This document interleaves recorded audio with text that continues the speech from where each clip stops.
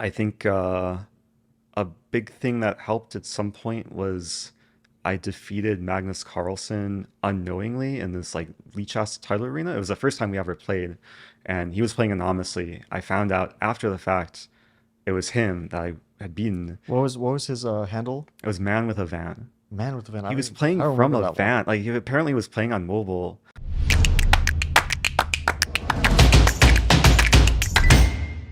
We're recording, right? Yeah, Yep, we, I I, think I, we're I I on. we could love just like jump into it. non-official like intros, just like I think keep we're it on. Yeah. organic and nice. Eric, first of all, let's talk about your beginnings in the world of chess. Sure. Take us through the first few years of chess. How did you start playing chess? Yeah, I started when I was 7. I was on a family vacation in the Bahamas, and there was a chessboard in the hotel library. And older brother, who was 12 at the time, knew the rules, and he ended up teaching me. And from the moment I learned, I was like very hooked. Like I had a pretty long attention span for a 7-year-old. Like I'd spent hours just doing jigsaw puzzles when I was younger. So chess was like kind of a natural fit. And yeah, when we got back from the family vacation, I was like bugging my parents to find like a chess class to go to, and they found one in a local park district, and um, I attended, and I started like beating all the kids there. Like, okay, they weren't very good, but it's also beating my older brother, and then eventually we found out about tournaments and played my first competition when I was 8. What did you like about And chess first? The strategic aspect, the tactics, the melees, what attracted to it, I guess. yeah, I think it was a mix of things, but I liked the problem solving nature, like the way it made me think there was just infinite possibilities, and something about just the problem solving nature. And I was also like pretty competitive at a young age So it too. was the competitiveness of it as well. So yeah, between competition and then also just trying to figure things out on your own and being in your own control too. So once I got into tournaments, I like pretty much didn't stop playing. For me, it was also a lot about the social aspect of it. The fact that I was going to the club and playing young players as well, peers of mine, and making new friends, basically. Was that a part of it as well for you? Oh, definitely. And probably even more so these days. Like when I was younger, it was more about improving and competing, but these days it's so much of chess is social and using it as a vehicle for traveling and seeing new places. And yeah, I think the social component is just more of a draw for me these days than actually like trying to attain the Grandmaster title or competing at a high level. What was like the first biggest success that you remember as a young chess player?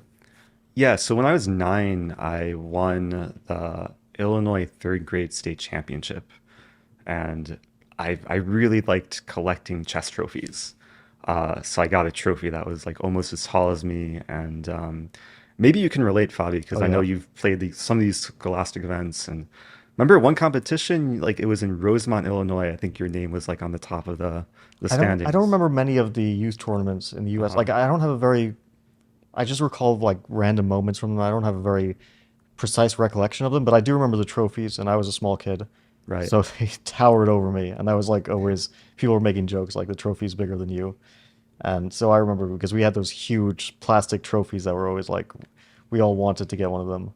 Yeah, they weren't necessary. I think they've downsized them a little bit since maybe the last few years, but those were a huge motivating factor Yeah. to like try and improve and then build up my display of trophies in my bedroom.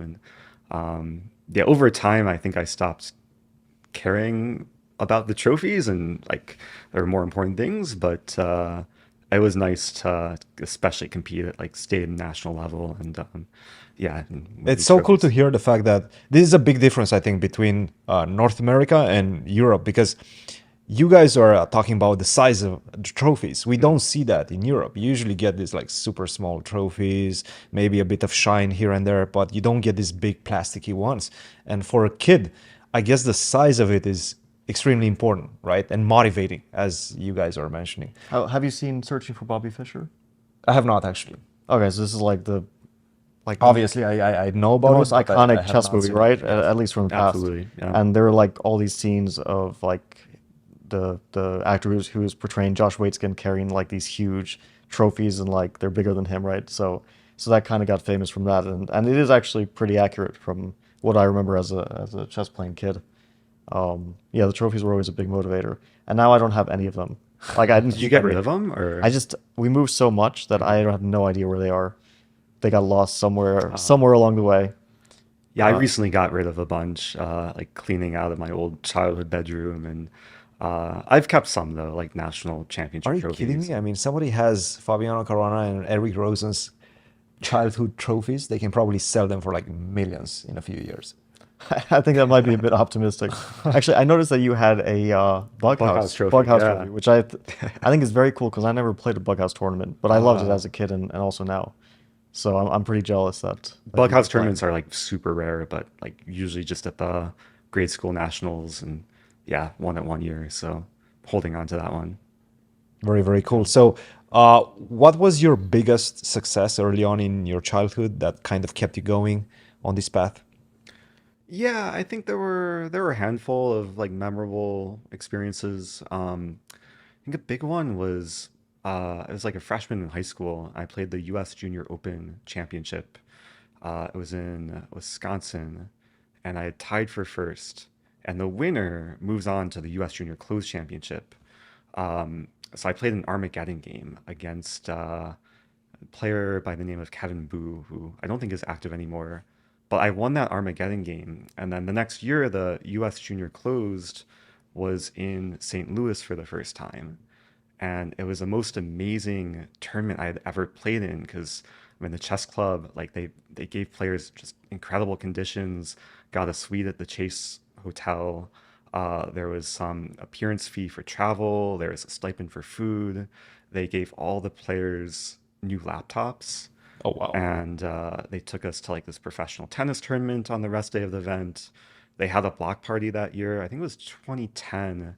They were celebrating their 2 year So that was anniversary. early on since the inception of the St. Louis Chess Club. I think the inception was like 2008, 2009. Yeah, 2009. I think so, Yeah. yeah. but yeah, they had the U.S. Women's Championship that year too, and they were doing like the full broadcast. Jen Shahade, Yeah. Ben Feingold, and Hikaru were the commentators. Hikaru was doing commentary. Yeah, just at the beginning of the end, because I think midway through he was like traveling. But yeah, it was like broadcast on livestream.com.